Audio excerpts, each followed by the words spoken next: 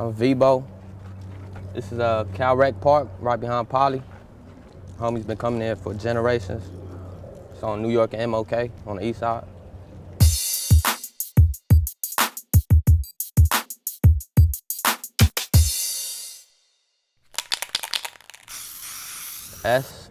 SEA is Southeast Asians. We're basically aligned with each other. It's Suis, which is Sneezy Hood, EFCC, which is my hood, Exotic Family, and Asian Boyz. So how long you been rapping? It's only been about 3 years. 3 years. The first song I ever wrote, or the first verse I ever wrote, was for 12th Street Bangers. That was the first one I ever wrote and recorded. And was that with someone else? That was with Sneezy. How do you feel about being in that category of street rappers? How do I feel about it? I mean, you know, we just rap about it. That's because that's the life we came from. It's not like we have an option to choose from. But I don't know if they categorize me as that. Do they? Well, I think it'd be fair to say you kind of got a gangster rap style, right? Cause I wouldn't label myself as a gangster rapper. I would just say I rap about real life shit. And you know, it just so happens on some songs it might be considered gangster rap, but I feel like what I do is more like real life shit. When I was little, you know, I always knew that I wanted to rap. I just didn't know when or how it was gonna happen. Then when Sneezy started rapping, you know, that just gave me the platform to just really start rapping. Cause I ain't know nothing. I ain't know how to record. I ain't know what software you needed or none of that. And the homies just had a setup. So shout out to Sneezy. I don't know how that shit happened. Oh, matter of fact, I was doing this tattoo on his head. That S right there. And then I just told him, like, shoot me a track. And he shot it to me, and that's it. That's when it took off from there. So that was my first 2.5, 3 years rapping. It just started from there. Now, did you say you did the tattoo? I did his tattoo. The Seattle Mariners S on his head? I did that, yeah. Now, how'd you learn how to do tattoos? Because that's a pretty banging tattoo.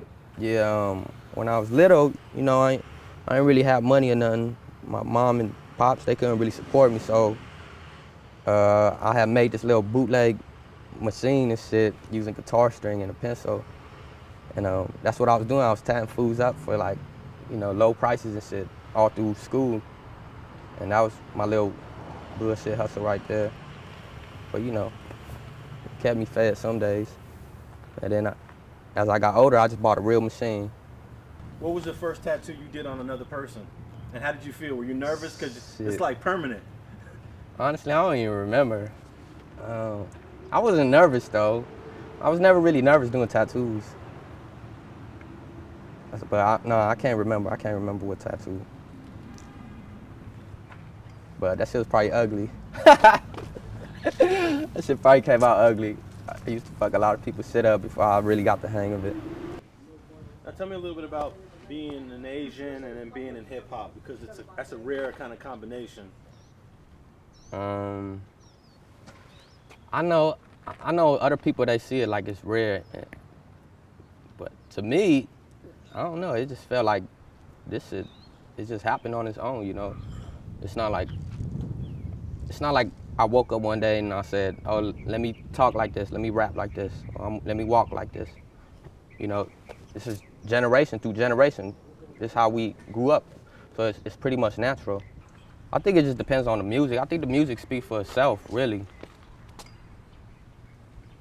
That's all I can say.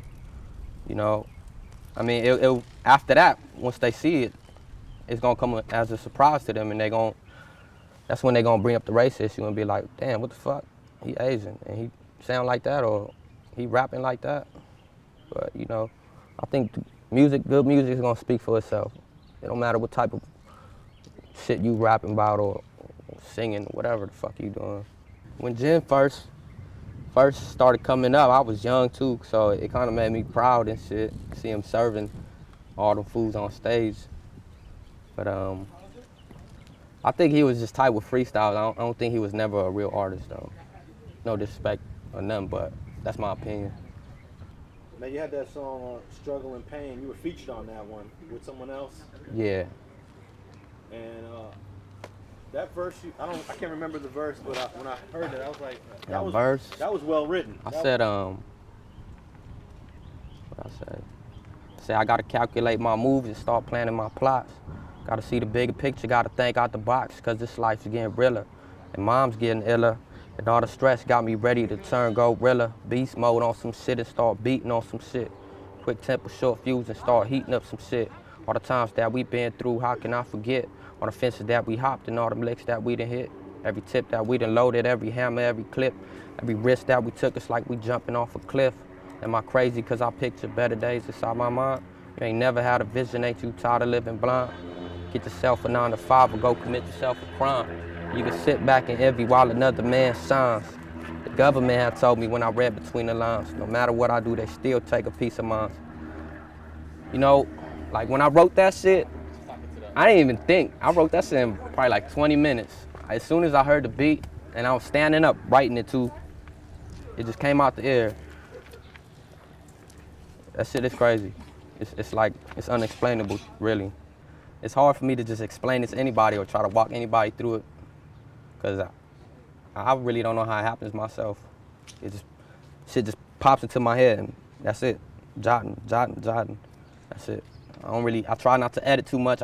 If I edit in my head and I just write it down, line for line.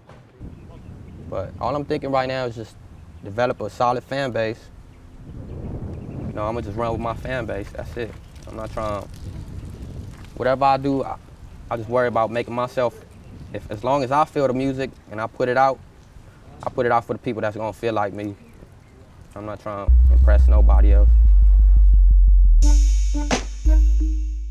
It feels kind of crazy. I still be like feeling awkward when people holler at me and coming up to me want a picture or autograph or something. You know, I tend not to even say nothing sometimes, but I'm starting to get used to it and vibe out with the fans and stuff. The enemies and shit, they be dissing, but I don't pay them no attention. They hate me more because, one, I'm an enemy, but two, I'm a successful enemy and shit. They don't hate. Yeah.